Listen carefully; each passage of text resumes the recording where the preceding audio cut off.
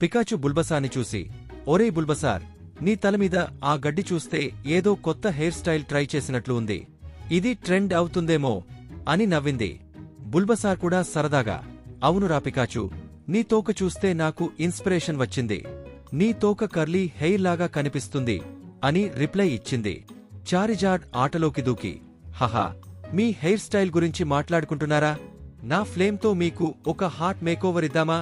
ట్రెండీగా కనిపిస్తారు అని సరదాగా అన్నది.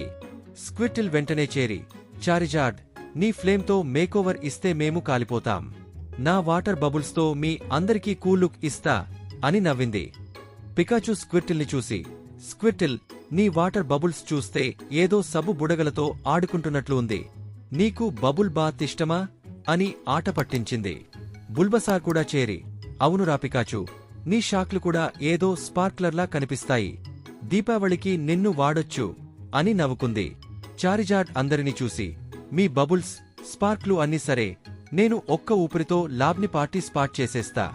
డాన్స్ చేద్దామా అని సరదాగా అడిగింది. స్క్విర్టిల్ చివరిగా, పార్టీ స్పాట్ గురించి మాట్లాడకు చారిజార్డ్. నీ ఫైర్తో నాకు టీ వేడిచేసి ఇవ్వు, అందరం కలిసి టీ పార్టీ చేద్దాం అని నవ్వింది.